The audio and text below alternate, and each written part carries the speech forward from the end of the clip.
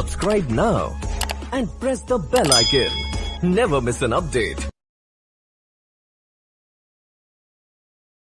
हमने reduce function नहीं देखा था ना, हमने फिल्टर देख लिया था, मैप देखा था, सम देखा था, एवरी देखा था, कम कर दे, सॉर्ट देखा था, फाइंड देखा था, फाइंड इंडेक्स भी देखा था।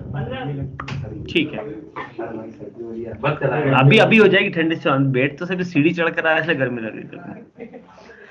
शांत अभी थोड़ी देर बैठेगा तो ठंडक हो जाएगी। ठीक है, तो बस एक फंक्शन हम रिड्यूस देख लेते हैं।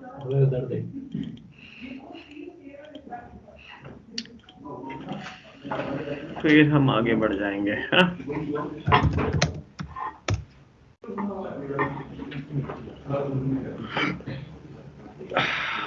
जो मैंने करने को दी थी तो बताओ, ट्राई करें जितने बन जाए। ऊपर वाले में सब फोर्थ वाला वो नहीं है। कल चेक करूंगा मैं फाइनली किसने कितना कितना बनाया है ना। अब एक फंक्शन है रिड्यूस, और ये बहुत अलग अलग काम करेगा आपके लिए। बेसिकली आप कैसे इसको यूज कर रहे हैं उस पर डिपेंड करेगा। तो मान लीजिए मेरे पास ये अरे है ना, कितने एलिमेंट है इसके अंदर? 6। अब मैं अगर आपको कहूं कि मुझे सिर्फ क्या करना है, इस अरे के सारे नंबर को जोड़ के इनकी टोटल निकालनी है, तो क्या करोगे आप? वही लूप एक एक वैल्यू फैच करोगे, एक कोई टोटल करके वेरिएबल ले लोगे, उसकी इनिशियल वैल्यू 0 ले लोगे, लूप चलता जाएगा, एक एक वैल्यू आती जाएगी, उसमें प्लस होता जाएगा, लूप खत्म होने के बाद टोटल। ये काम हम रिड्यूस से कर सकते हैं, इस टाइप के कुछ काम। जरूरी नहीं एडिशन, तो मैंने सिर्फ एग्जांपल लिया। मुझे सारे नंबर का टोटल चाहिए था, या सबका मल्टीप्लाई करना था, या सारे इवन नंबर को जोड़ना था, या व्हाटएवर, जो भी सिचुएशन कुछ भी हो सकती, मुझे हर एक डेटा पे कुछ कैलकुलेशंस करनी है। So that is reduce. अब रिड्यूस चलता कैसे, पहले तो आप वो समझ, थोड़ा सा रहेगा। ये तो एक फंक्शन है आपके पास रिड्यूस।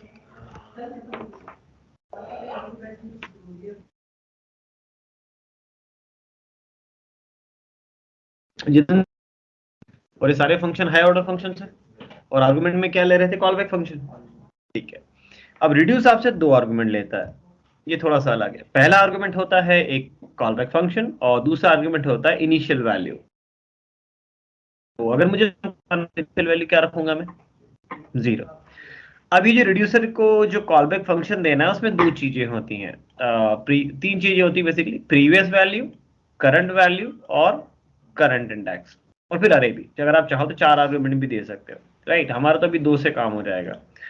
तो यहाँ पर मैं इसको एक कॉल बैक फंक्शन दे रहा हूँ, जिसमें मैं p वैल्यू करके एक वेरिएबल बना लेता हूँ और एक c वैल्यू बना लेता हूँ। पहले तो हम समझेंगे इसको मिलेगा कि, यानी कि इन वेरिएबल के अंदर क्या क्या आएगा। इसलिए मैंने ओपनिंग क्लोजिंग लगाई और console.log, और मैं इसको पहले p वैल्यू प्रिंट करके दिखाता हूँ आपको, और फिर c वैल्यू। ठीक है, तो आपको अरे के सारे एलिमेंट पता ही हैं, 3 6 2 8 7 9। तो अब इसको भी चला के देखें पहले, तो आप देखेंगे कि सी वैल्यू में आपको हमेशा अरे का डेटा मिल रहा है, 3 6 2 8 7 9। यानी कि इंटरनली ये भी फिल्टर की तरह लूप चला रहा है, अरे में से एक एक वैल्यू फैच कर रहा है, और ये एक एक वैल्यू आपको कहाँ मिल रही है? सी वैल्यू। सी वैल्यू मतलब करंट वैल्यू, राइट।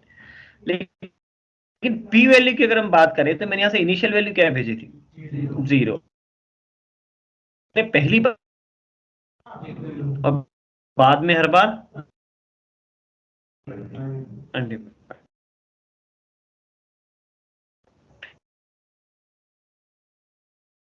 यहां से होगी। फर्स्ट टाइम जब ये फंक्शन चलेगा, ये जो एक कॉल बैक फंक्शन है, ये पहली बार जब चलेगा, तो ये जो इनिशियल वैल्यू कहां मिलेगी आपको? पी वैल्यू में। और सी वैल्यू में क्या मिलेगा? 3, क्योंकि वो अरे से पहला एलिमेंट निकालेगा। अब यहाँ पे हमने प्रिंट करवाया तो 0 और 3 प्रिंट हो गया होगा।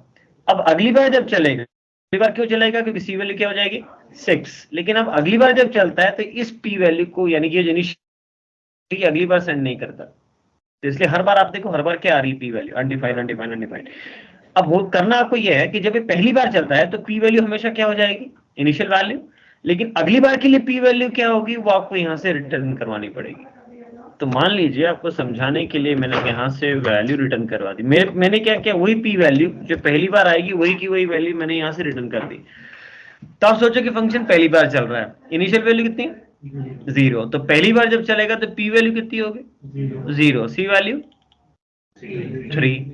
अब हमने वही पी वैल्यू रिटर्न कर दी, यानी कि 0 रिटर्न कर दिया। अब जब अगली बार चलेगा तो पी वैल्यू कितनी होगी, 0, क्योंकि हमने यहां से पहली बार में 0 रिटर्न किया था, तो अगली बार के लिए वही वैल्यू पी वैल्यू बन जाएगी। और सी वैल्यू क्या होगी, 6, फिर वही पी वैल्यू रिटर्न हो गई। तो 02, 08, 07, 09, तो आपका पैटर्न ये हो गया। अब अनडिफाइंड नहीं आ रहा, तो आपको हर बार इस फंक्शन से अगली बार की पी वैल्यू भेजनी पड़ेगी, जो भी आप यहां से भेजो, इससे कोई फर्क नहीं पड़ता। ये डिपेंड, आप लॉजिक लगाना है कि हम यहां से क्या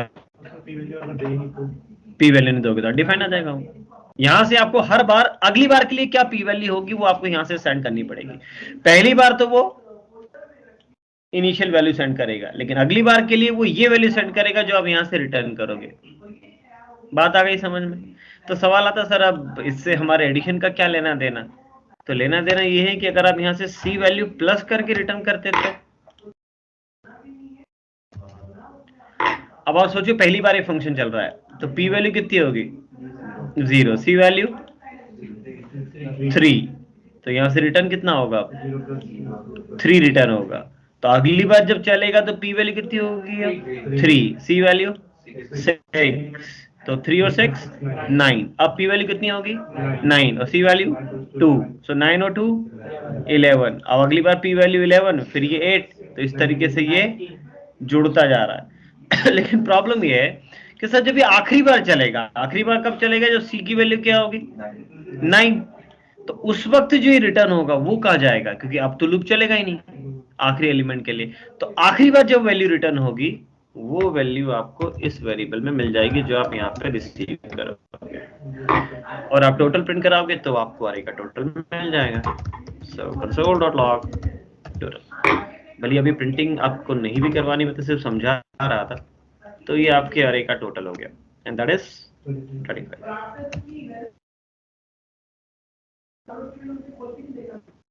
with the help of reduce. अभी तो आपको समझाने के लिए लिखा था, तो इतना लिखने की कोई जरूरत नहीं है, क्योंकि अब हम इसको, हमको पता ही है कि तो एरो फंक्शन है, तो इतनी कहानी लिखने की कोई जरूरत नहीं है। यहाँ से सारी चीजें आप हटा सकते हैं। सो ये रहा आपका रिड्यूस। और मुझे अरे का सम निकालना था, तो ये अरे का सम आ गया। बात समझ आ गई?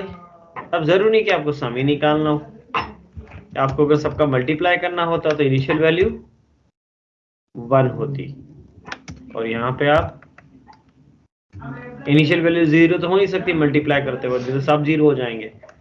तो ये रे सारे अरे का मल्टीप्लिकेशन भी आ गया।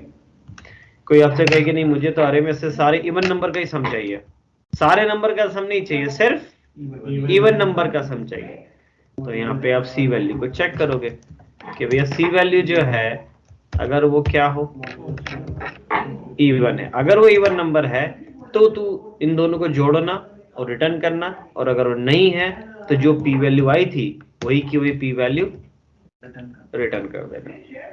तो आपको इवन नंबर का सम मिल गया। तो 16 क्यों आया, 6 और 2 8 और 8 16, बाकी तो सब ओड है, 3 भी ओड है, 7 भी ओड है और 9 भी ओड है। तो लॉजिक क्या लगाना है वो आप सोच सकते हो।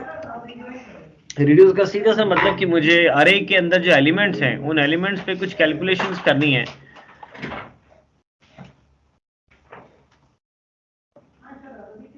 तो पीछे चेयर खाली हो रही,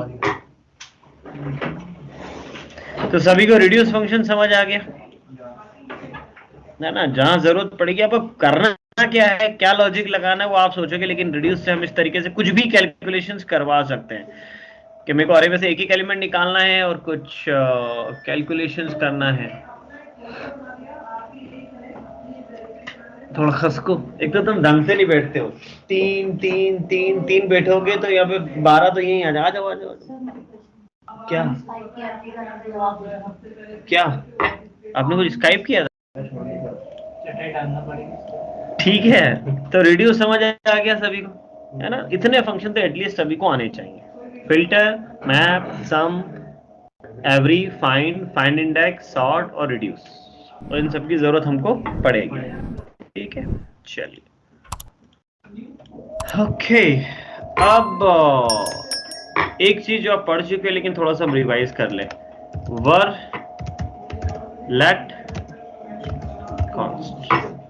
ठीक, इन तीनों के डिफरेंसेस क्योंकि हम वेरिएबल अगर बना रहे हैं तो वेरिएबल के आगे में तीन कीवर्ड लगा सकते हैं, वर भी लगा सकते हैं, लेट भी लगा सकते हैं और कॉन्स्ट भी लगा सकते हैं। तो कब हम वर लगाएंगे, कब हम लेट लगाएंगे, कब हम कॉन्स्ट लगाएंगे, ये समझना है।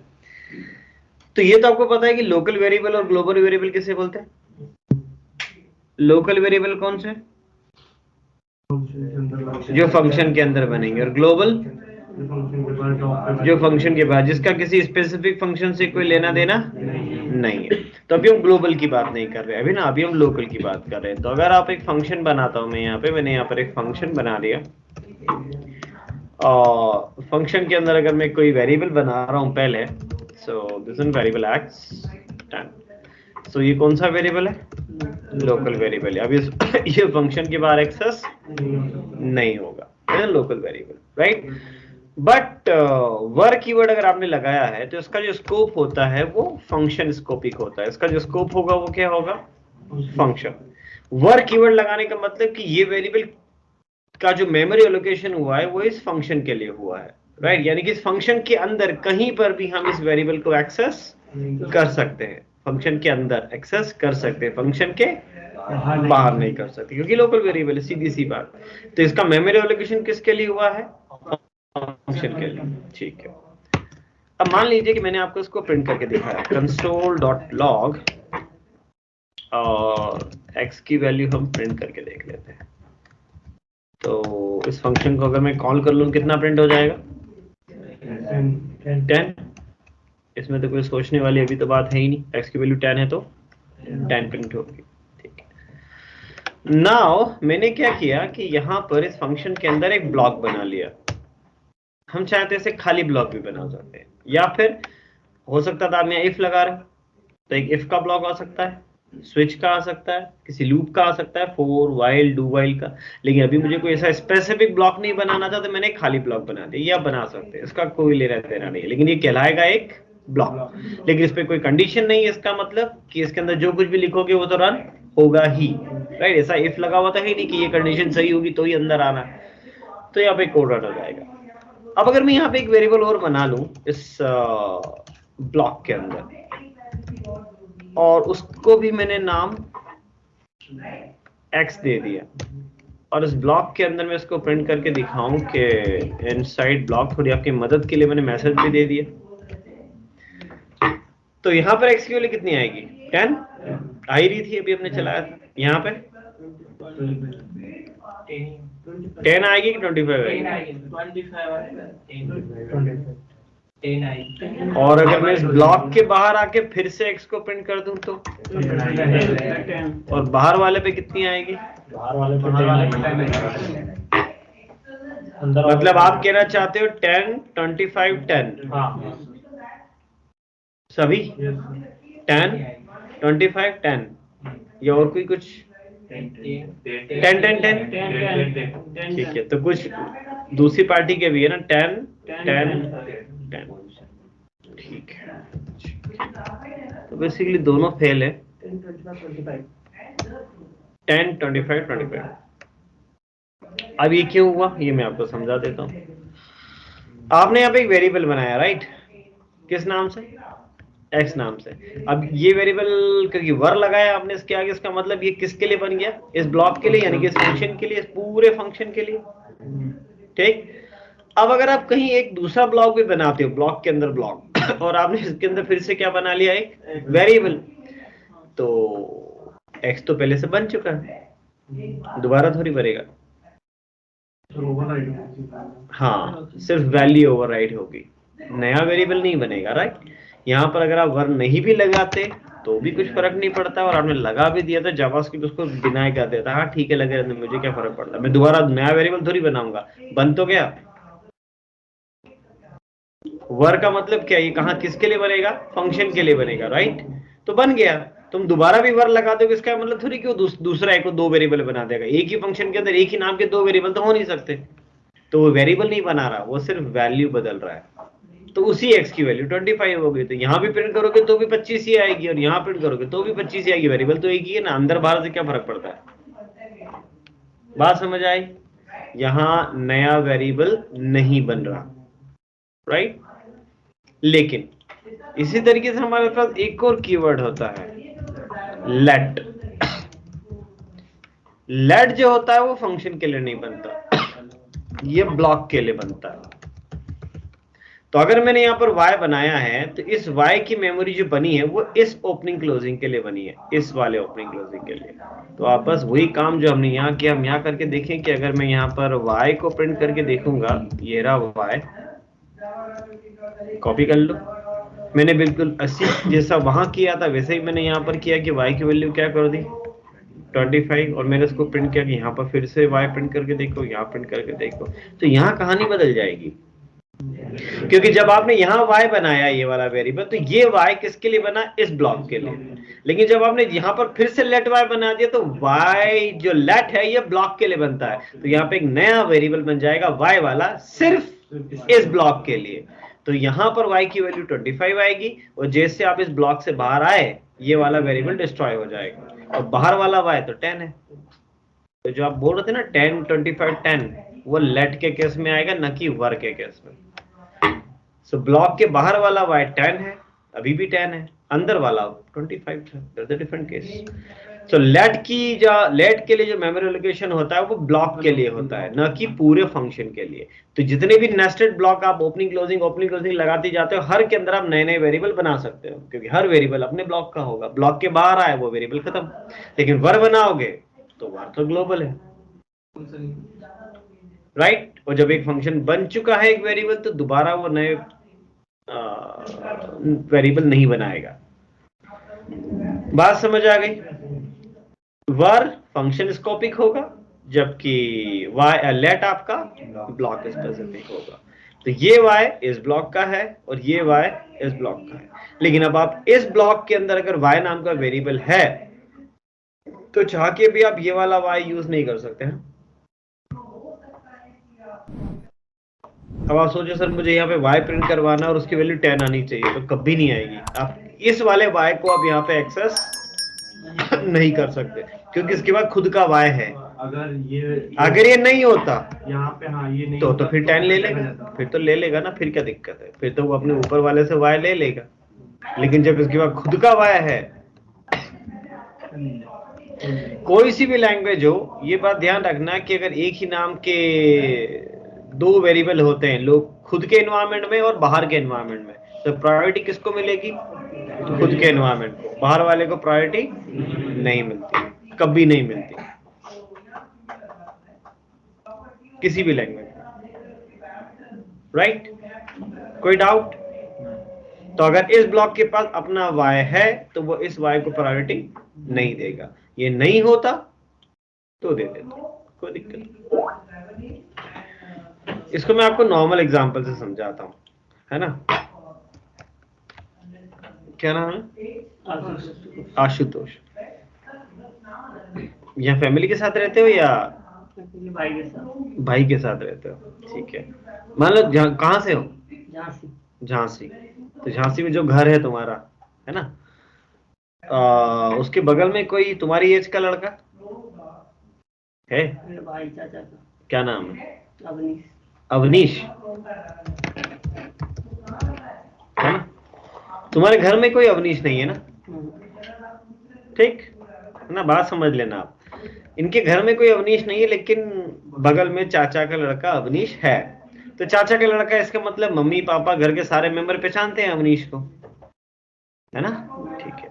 अब घर के अंदर से अगर कोई आवाज लगाएगा जोर से, मान लो पापा मम्मी सब घर में ही बैठे हैं, ठीक, और घर में से कोई आवाज लगाए कि अवनीश ने ऐसा कर दिया, जोर से चिल्लाओ, तो तुम्हारे पापा में किस अवनीश के बारे में सोचेंगे, चाचा के लड़के।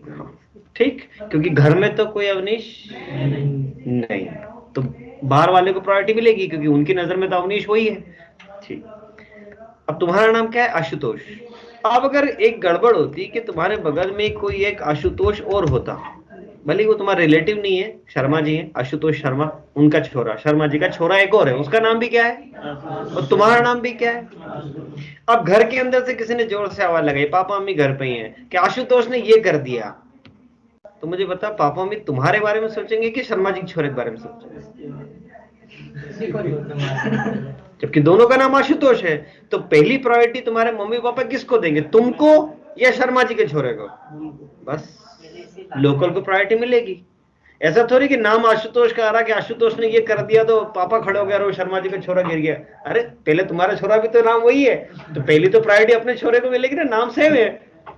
तो हर जगह हो, आप डेली लाइफ भी बात करो कि अगर दो लोग हैं तो आप प्रायोरिटी अपने लोकल को पहले प्रायोरिटी दोगे, क्योंकि आपके छोरे का नाम भी आशुतोष है। तो अगर किसी ने बोला कि आशुतोष गिर गया, तो घर वाले पहले अपने छोरे को ही देखेंगे, देख लगी तो नहीं, तो फिर आशुतोष बोलेगा मैं थोड़ी गिरा, हमारे वो शर्मा जी का था, फिर ठीक है, गिरने तो साले वो तो है ही गिरा हुआ, ठीक। तो वही कोडिंग करती है कि अगर इसके पास अपना वाय है तो ये इस वाय के पास क्यों जाएगा? हाँ, नहीं होता तो ठीक था, तो जाता, क्योंकि इसके पास खुद का तो वाय है ही नहीं।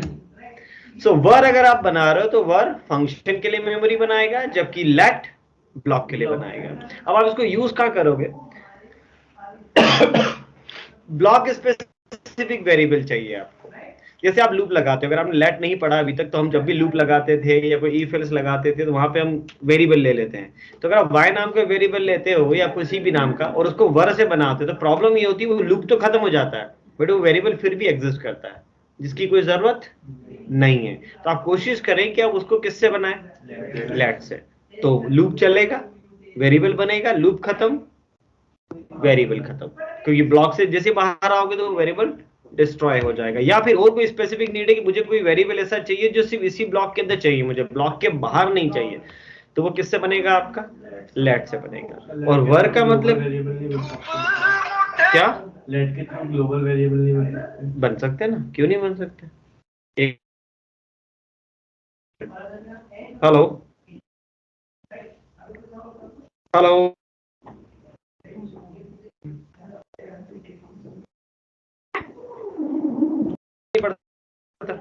है ना? जो ये वर और लेट का डिफरेंस देख रहे हो, ये आपको तभी देखने को मिलेगा जब आप फंक्शन के अंदर हो।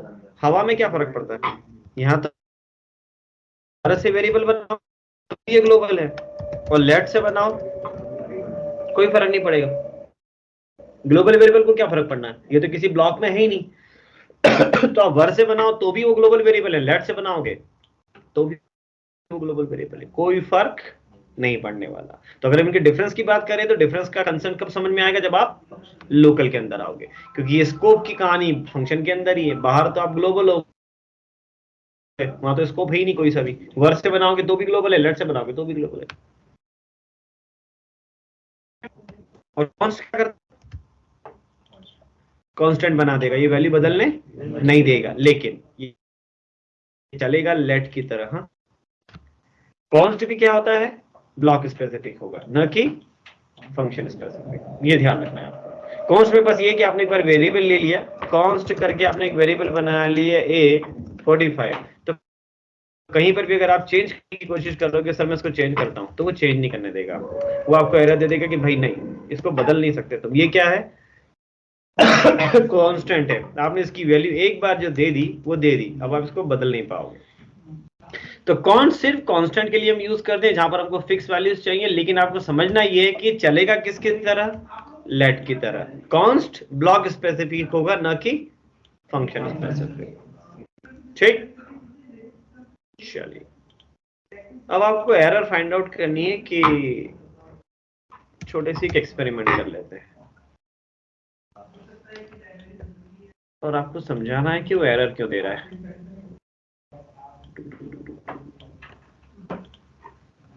ये तो हमको समझ में आ गया कि अगर एक फंक्शन है और उसमें मैं एक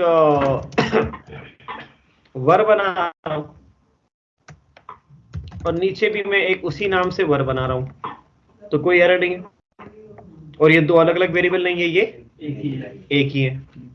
ठीक, अब ऊपर वर लेट।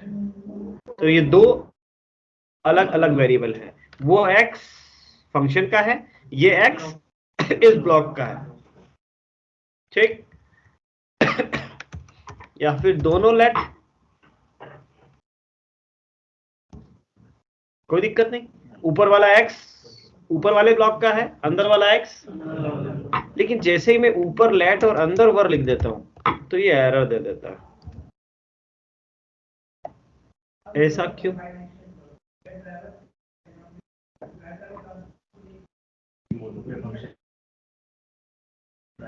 कौन? हाँ? क्यों नहीं कर सकता? अभी तो मैं लेट लेट लिख रहा था तो करने दे रहा था वो। ब्लॉक नहीं हो क्या? ब्लॉक के अंदर वर्ड जो है वो ब्लॉक अब लेट ओवरराइटिंग हो जाएगा। वर्ड से ब्लॉक के बाद ही काम करेगा। हाँ, तो उसको और अच्छे से कैसे समझाओगे सामने वाले को? क्यों एरर आ रही? पूरे ब्लॉक के लिए हाँ वर्ड जो है इधर भी ब्लॉक के बाहर आ जाएगा। हाँ, तो एक ही ब्लॉक के अंदर एक ही नाम के दो वेरिएबल नहीं हो सकते। लेट किसके लिए बना? इस ब्लॉक के लिए। और भले तुमने इसको ब्लॉक के अंदर बनाया, पर वर्क का तो ब्लॉक से कोई लेना देना होता नहीं ना। ये वेरिएबल तो फंक्शन के लिए बनेगा, अल्टीमेटली ये वेरिएबल बनेगा तो इसी फंक्शन के अंदर। तो वो बोलेगा इस फंक्शन में दो वेरिएबल क्यों बना रहे हो, एक ही नाम के दो वेरिएबल हो नहीं सकते। भले आपने इसको लिखा इस ब्रैकेट के अंदर, इससे क्या फर्क पड़ता है? वर्क तो फंक्शन स्पेसिफिक होता है, तो फंक्शन स्पेसिफिक तो पहले से एक्स नाम का वेरिएबल अवेलेबल है उस फंक्शन के अंदर, तो तुम उसी नाम से दूसरा वेरिएबल नहीं बना सकते। तो ये गड़बड़ हो जाएगी, वो मना कर देंगे can not redeclare block scope variable, कि एक ब्लॉक स्कोप वेरिएबल पहले से एक्स अवेलेबल है और आप उसको फिर से रीडिक्लेयर नहीं कर सकते। एक ही लोकेशन पे एक ही नाम के दो वेरिएबल नहीं आ पाएंगे, तो ये आपको ध्यान रखना है, ऐसा नहीं कर सकते आप। ऊपर वर अंदर वर कोई दिक्कत नहीं, ऊपर लेट अंदर लेट कोई दिक्कत नहीं, ऊपर लेट अंदर वर उसी नाम से गड़बड़ हो जाएगी, क्योंकि अल्टीमेटली इन दोनों का स्कोप तो सेम ही हो गया। भले ही अंदर लिखा, इससे क्या फर्क पड़ता है, इसका स्कोप तो फंक्शन स्कोप ही किया, तो एक ही जगह पे एक ही नाम के दो वेरिएबल वो नहीं बनाएगा।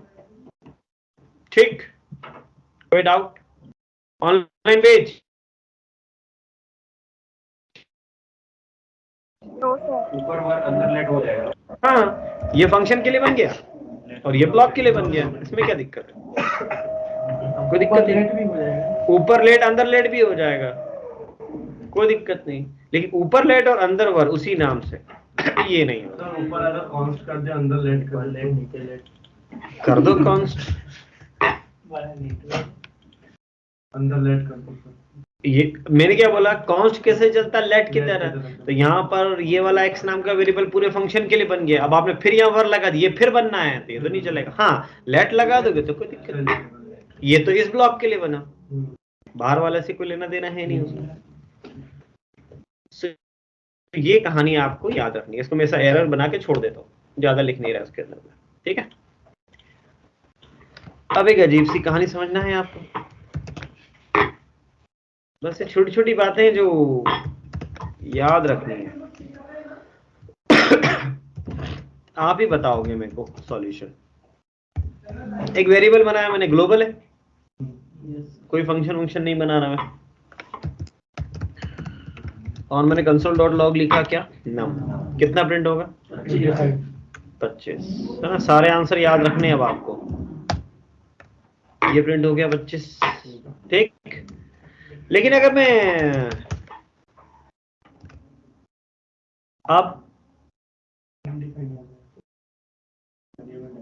अब क्या प्रिंट होगा?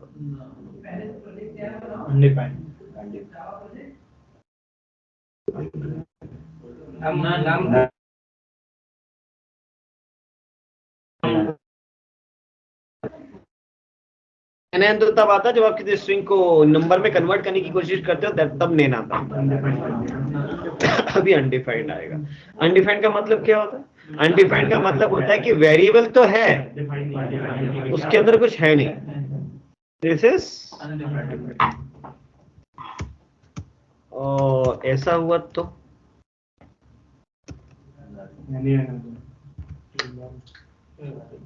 NaN में क्या बोल रहा है? NaN कब आता है? जब किसी स्ट्रिंग को आप नंबर में कन्वर्ट करते हो, स्ट्रिंग भी नहीं है और कन्वर्ट भी नहीं करना, मैं तो नम को प्रिंट करवा रहा हूँ, तो नम क्या प्रिंट होगा? नाम का वेरिएबल है, एरर आएगी। अब इन तीन बातों में फर्क है। पहला, वेरिएबल है उसके अंदर वैल्यू भी है। दूसरा, वेरिएबल है बट उसके अंदर कुछ है नहीं। और तीसरा, वेरिएबल ही नहीं है। ठीक, चलो ये तो बात आपको समझ में आ गई। अब तो भी एरर ही आएगी। अब क्या आएगा? एरर आएगी। क्यों?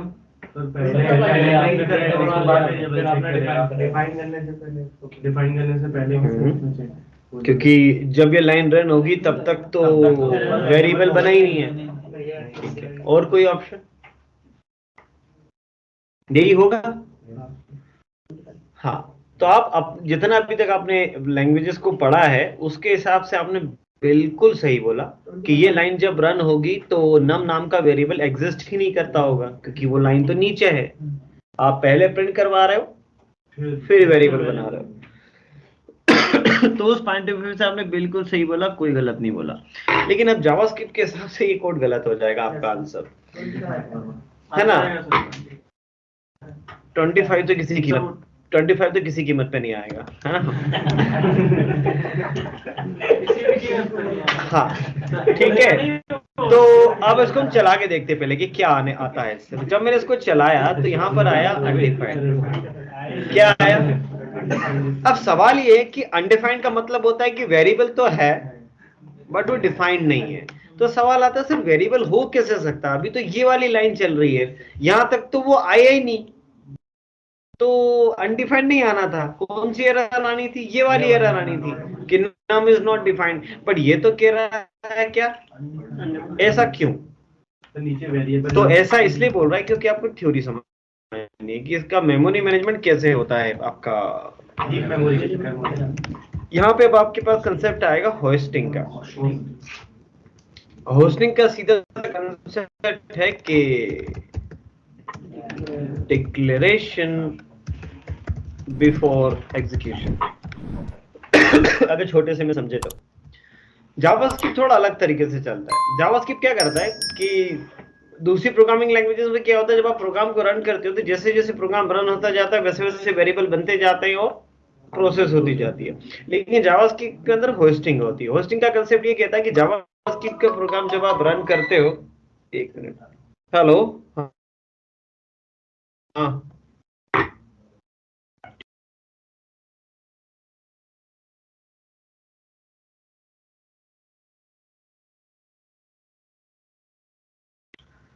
सो होस्टिंग का सीधा सा मतलब ये है कि डिक्लेरेशन ऑफ एनीथिंग। डिक्लेरेशन लिख रहा हूं मैं ऐसा नहीं लिख रहा हूं कि डिक्लेरेशन ऑफ वेरिएबल। डिक्लेरेशन किसी का भी, वेरिएबल का भी, फंक्शन का भी, क्लास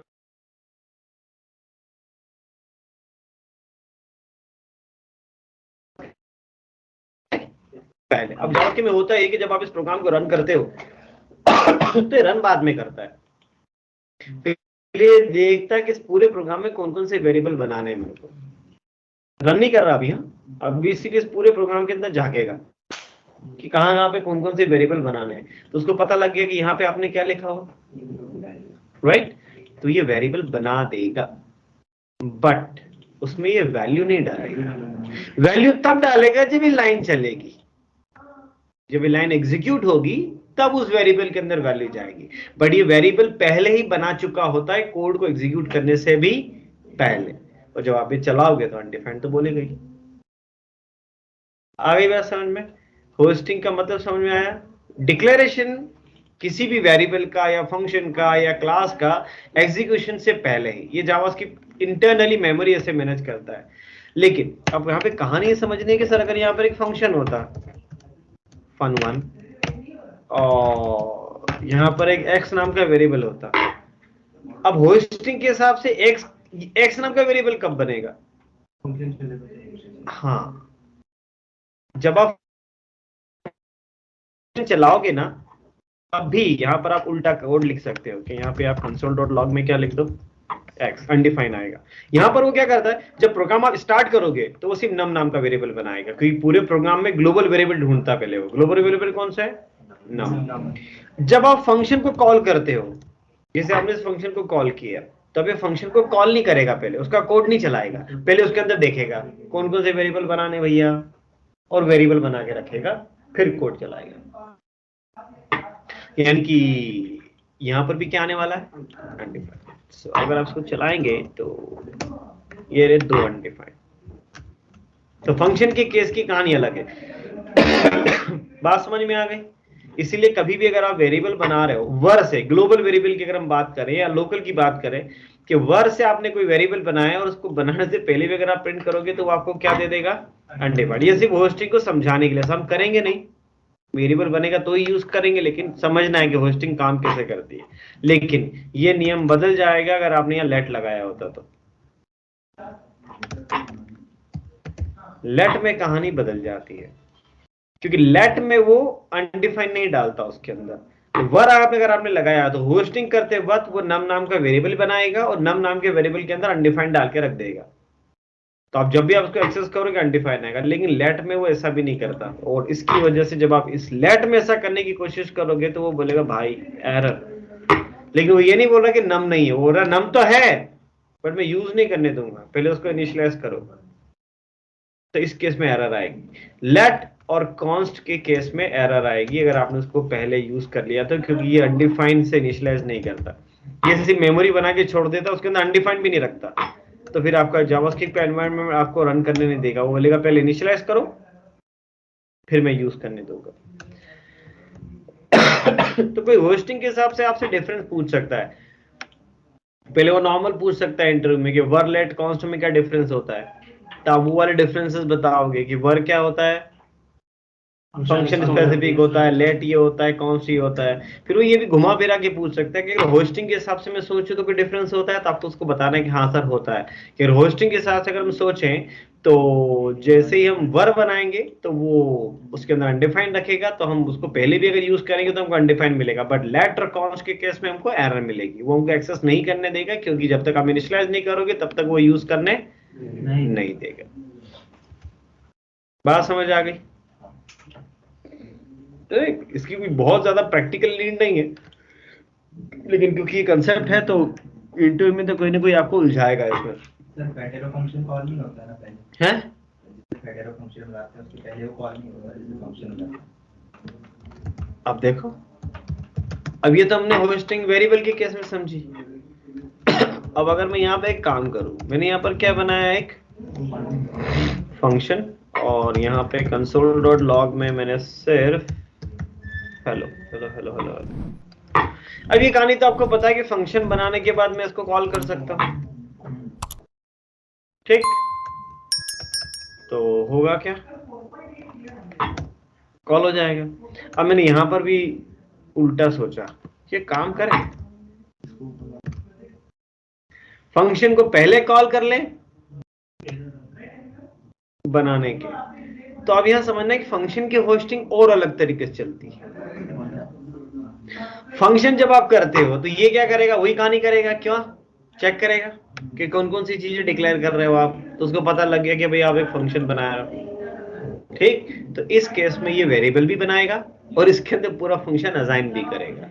तो आप पहले भी चलाओगे तो भी चल जाएगा होस्टिंग के हिसाब से, राइट? बट यहाँ पे जो ट्विस्ट आता है वो ये कि ये फंक्शन अगर आपने इस नॉर्मल तरीके से नहीं बनाया होता, आपने क्या किया होता, वेरिएबल fun1 और इसको एक एनोनिमस दिया होता, ये वाली कहानी हमने देखा है, ऐसे फंक्शन रन कर सकते हैं। लेकिन जब आप ये तरीके इस्तेमाल करोगे तो यहाँ पे आप मैन्युअली क्या बना रहे हो, अब यहाँ पे वेरिएबल का रूल लगेगा, फंक्शन का रूल नहीं लगेगा। वेरिएबल का रूल क्या बोलता है कि होस्टिंग में वो वेरिएबल तो बना देगा बट इसमें डेटा नहीं डालेगा। डेटा जब तक नहीं डालेगा जब तक एग्जीक्यूट नहीं करता, यानी कि उसके अंदर क्या रखेगा, अनडिफाइंड, और अनडिफाइंड को कॉल नहीं कर सकते। तो इस केस में वो एरर दे देगा कि फेल्ड। तो ऐसे कुछ टेस्टिंग के प्रोग्राम मिलेंगे आपको जो आपको उलझाने के लिए, आपको होस्टिंग समझ में आती कि नहीं आती। ये फंक्शन बनाया है तो ये तो पहले भी कॉल हो जाएगा, क्योंकि इस केस में जावास्क्रिप्ट इसको असाइन कर देता है, भले कोड एग्जीक्यूट नहीं हुआ, लेकिन यहाँ नहीं करेगा, यहाँ पे वेरिएबल का रूल लगेगा। भले आपने ये वाला कोड लिखा हो या एरो वाला लिखा हो, उससे कोई फर्क नहीं पड़ता, रूल तो वेरिएबल के ही लागू होगा।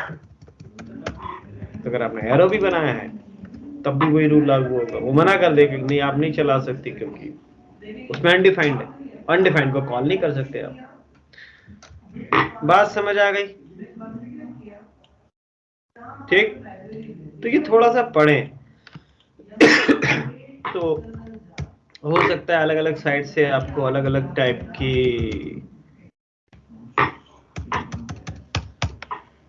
hosting and JavaScript. JavaScript hosting refers to the process whereby the interpreter appears to move the declaration of functions, variables, and classes to the top of their scope prior to execution of the code. यानी कि आपका जो interpreter है वो इस चीज को priority पहले देगा कि मुझे इन चीजों को डिक्लेयर करना है। किसके पहले? एग्जीक्यूशन से पहले। एग्जीक्यूशन होने से पहले वो इन चीजों को क्या कर चुका होगा? डिक्लेयर कर चुका होगा। This is hosting. अगर आप यहाँ पढ़ेंगे तो ये इसी तरीके से समझा रहा है अलग अलग। देखो यहाँ पे ये x नाम का वेरिएबल यहाँ बनाया उसने, राइट, और असाइन पहले कर दिया, तो ये चलेगा? चल जाएगा, क्योंकि होस्टिंग के हिसाब से तो ये वेरिएबल बना चुका होगा पहले ही, कोड चलाने से पहले ही। तो जब यहाँ कोड चल रहा है तो उस x में 5 डाल देगा वो, राइट। तो ये छोटे छोटे बहुत सारे एग्जाम्पल मिल जाएंगे। लेट और कॉन्स के केस में क्या होगा, राइट। तो थोड़ा सा अलग अलग साइड से पढ़ोगे तो आपको अलग अलग एग्जाम्पल मिल जाएंगे, तो कहानी समझ में आ जाएगी। अब ये वाली लाइन समझ लो आप। JavaScript in strict mode doesn't allow variable to be used if they are not declared. Study use strict at the next chapter. अब यहाँ आ जाओ। अब आप चाहते हो सर ये नहीं होना चाहिए, बड़ा बेवकूफी वाली काम है कि तुमने क्या किया, जो इस वाले प्रोग्राम में आता है ये रहा कि वेरिएबल पहले बना लिया और यूज बाद में कर रहे हो। ऐसा नहीं होना चाहिए। तो जावास्क्रिप्ट बोलता है अगर आपको ऐसा नहीं होने देना तो आप अपने कोड में ये लिख दो। तो अगर आपने अपने कोड में सबसे ऊपर, उसको मैं यूज स्ट्रिक्ट डाल देता हूं, स्क्रीन को क्लियर किया, ठीक है। कॉन कैन नॉट एक्सेस, क्योंकि ये कॉन्स था, मैंने इसको वेरिएबल ले लिया, फिर भी चला दिया, हद तो गई यार। यूज स्ट्रिक्ट से चल जाता है। This will cause an error. अच्छा ओके, एक मिनट, वो प्रिंटिंग में तो अनडिफाइन नहीं करेगा, यहाँ मना करेगा अगर आप वैल्यू डालोगे। देखते हैं क्या करता है।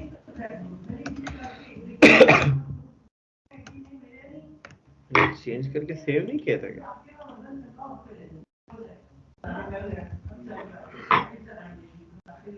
नहीं, ये इसमें भी नहीं चल रहा, नोड में सपोर्ट नहीं करना, जावास्क्रिप्ट में तो चल जाता है।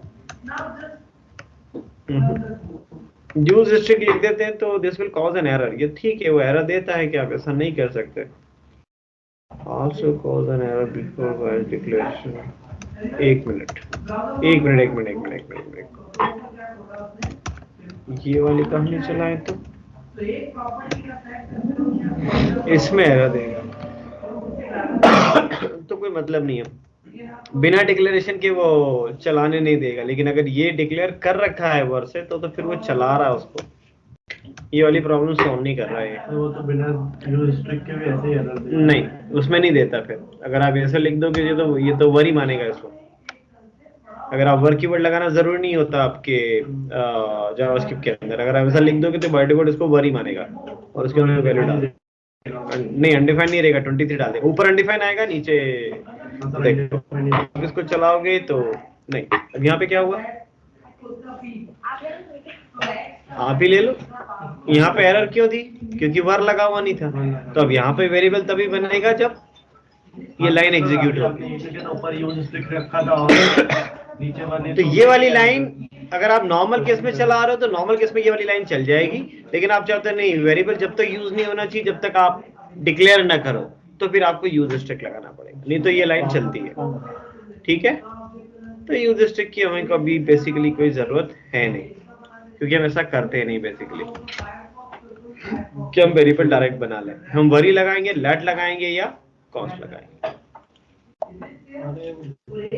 ठीक है, इसको तो मैं मिनिमाइज कर देता हूँ। सो ये होस्टिंग की कहानी समझ आ गई। बस अब एक लास्ट कहानी, फिर हम कल इसको आगे बढ़ाएंगे। और हाँ ले लो। आशुतोष, नितिन, रौनक, ऋषभ, ऋतिक, रोहित, संगम, शिवानी, ऑनलाइन है ना सर? हाँ शिवराज, खेड़ेकर, शुभम पांडे, शुभम राव,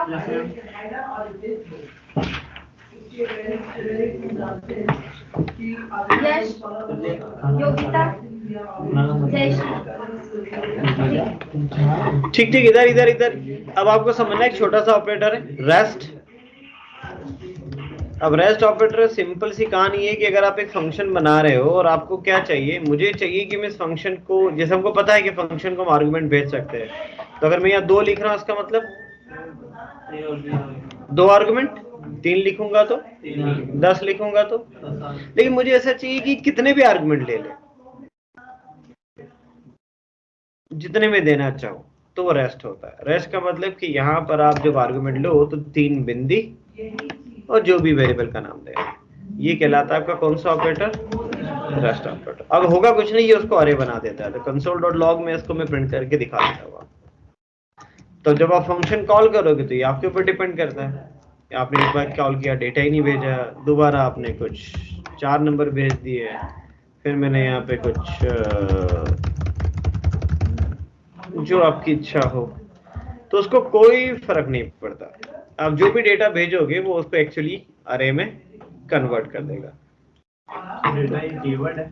हैं? डेटा जो यूज नहीं, डेटा तो वेरिएबल का नाम है। 3 बिंदी लगानी है आपको, रेस्ट ऑपरेटर लगाना है। तो पहली बार आपने डेटा नहीं भेजा था तो अरे खाली था, दोबारा आपने 4 आर्गुमेंट भेजे थे तो 4, फिर आपने कुछ जितने भेजे थे, तो ये कहलाता है रेस्ट। हाँ, ये उसका अरे बना देगा। यहाँ से अरे भेजने की जरूरत नहीं, यहाँ तो आप कॉमा लगाते जाओ, वैल्यू भेजते जाओ, वो इंटरनल उसको सारा अरे में कैचअप कर लेगा। राइट? कोई डाउट? अब रेस्ट ऑपरेटर आपने इसके पहले भी कहीं देखा है, बस ध्यान नहीं दिया। console.log तो पौराणिक सर ने भी पढ़ाया था, मैंने भी पढ़ाया, फिर किसी ने ध्यान नहीं दिया क्योंकि ये तो 3 बिंदी मांगता है। कोई सा भी फंक्शन अगर आर्गुमेंट में आपसे ये रेस्ट मांग रहा है, इसका मतलब ये कितने भी आर्गुमेंट ले लेगा आप, और ये सामने किया भी है। आपने शायद ध्यान ना दिया हो तो मैं आपको ध्यान दिला देता हूँ, दूसरे प्रोग्राम में किया था। ये रहा, इस console.log में मैंने 4 आर्गुमेंट भेजे थे, स्ट्रिंग, कॉमा, फिर x, फिर एक स्ट्रिंग, फिर y। तो कभी मैं कंसोल में हम कॉमा लगा लगा के 4 आर्गुमेंट भेजे, कभी मैंने 1 ही भेजे, कभी मैंने 2 ही भेजे, तो कोई पूछता भी नहीं सर ये कैसे चल रहा। कभी तो console.log में आप 2 आर्गुमेंट देते हो, कभी 3 देते हो, कभी 4 देते हो, कभी देते ही नहीं हो, तो ये तो सब में चल जाता है। तो इसलिए चल जाता है क्योंकि ये रेस्ट लेता है। इससे फायदा ये होता है कि उसको आपको टेंशन लेने की जरूरत नहीं, आप तो जो डेटा देना दे दो, वो उसको अरे में कन्वर्ट कर लेगा। सो ये कहलाता है रेस्ट ऑपरेटर। एक साथ डिफरेंट डेटा भेज सकते हैं, मतलब जैसे अपने यहाँ पे हाँ, तो अरे तो सिमिलर टाइप का डेटा लेता ही नहीं ना अपने पास। जावास्क्रिप्ट में अरे क्या है, तो ये ना राज और श्याम, तो ये आ गया राज श्याम, कोई दिक्कत नहीं। बात समझ में आ गई? अब ऐसा भी हो सकता है कि मेरे फंक्शन पे पहले मैंने क्या बोला कि ये एक x नाम का वेरिएबल लेगा, फिर रेस्ट लेगा, यानी कि इस फंक्शन के कितने आर्गुमेंट हैं? 2 आर्गुमेंट हैं। ठीक है, तो 2 आर्गुमेंट का मतलब कि जो आप पहली वैल्यू भेजोगे वो कहां जाएगी? x में, और फिर बची कुची डेटा में। तो पहली बार जब आपने फंक्शन चलाया तो आपने तो कुछ भेजा ही नहीं था, तो x में भी अनडिफाइंड और ये अरे खाली। यहाँ पे 12 कहाँ जाएगा, एक्स में, और बाकी ये तीनों रेस्ट में यानी कि डेटा में। यहाँ पे 2 एक्स में जाएगा, बाकी सारे डेटा में, और यहाँ पर 12 ही थे तो उसके ऊपर इसमें 12 कहाँ जाएगा, एक्स में, और 76 डेटा में। ये लो, पहली बार जब चला तो एक्स अनडिफाइन आया और अरे खाली आया, इसमें 12 एक्स में आया, बाकी सारे इसके अंदर आए। तो आपके फंक्शन में दूसरे आर्गुमेंट भी हो सकते हैं और रेस्ट भी हो सकता है, ठीक। लेकिन बस शर्त सिर्फ इतनी है रेस्ट की कि अगर आप किसी फंक्शन के अंदर इस तरीके से रेस्ट ऑपरेटर लगा रहे हो तो या तो उसमें सिर्फ रेस्ट होगा सिर्फ, या फिर उसके अंदर कोई दूसरे आर्गुमेंट भी हैं तो दूसरे आर्गुमेंट पहले होंगे और रेस्ट लास्ट में होगा।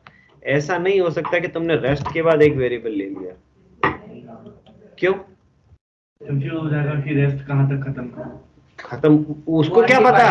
रेस्ट का तो मतलब तुम जितने दोगे तो जितने दिए वो सब इसमें आ गए, तो जेड में क्या जाएगा, भाई बोल रहा हूँ ना, लास्ट में कंफ्यूज हो जाएगा कि जेड में क्या आएगा क्या समझ में। तो ये रेस्ट हमेशा लास्ट में ही आएगा, ना तो शुरुआत में आ सकता है ना बीच में आ सकता है, एंडिंग पॉइंट एंडिंग। और 2 रेस्ट भी नहीं हो सकते, फिर वही बीच में कहाँ मल्टीपल रेस्ट नहीं हो सकता, राइट। एक ही रेस्ट हो सकता है, मल्टीपल नहीं हो सकता। तो इस तरीके से आप ये फंक्शन बना पाएंगे। अब तो ये जो छोटी छोटी बातें आज फिर हमने समझी, इन सब की अच्छे से प्रैक्टिस कर लें, और जो कल के प्रोग्राम पेंडिंग बचे हैं तो उसको लास्ट वाला बता दीजिए।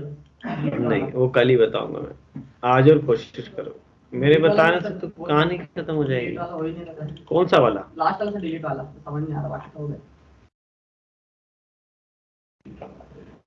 ठीक, आज करो। करेंगे ये वाला किसने कर लिया? कर लिया तो वो निकाल फिल्टर मैप से, मतलब मैनुअली क्या इन फंक्शन के थ्रू? फिल्टर से तो हो जाएगा सर, जो पास वाले निकाल लिए के बाद आपको वो हटाना है ना, तो एरर में फिल्टर से हट भी जाएंगे, स्लाइस हट जाएगा, फिर स्लाइस में आ गया ना वो। कल बनाओ, कल अपन क्लास ही यहाँ से शुरू करेंगे, सबका एक एक का चेक करेंगे, किसने किसने क्या क्या लिखा, क्या क्या गलत लिखा, बस एक दूसरे की नकल मत मारो, ठीक है।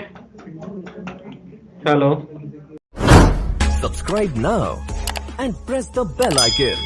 Never miss an update.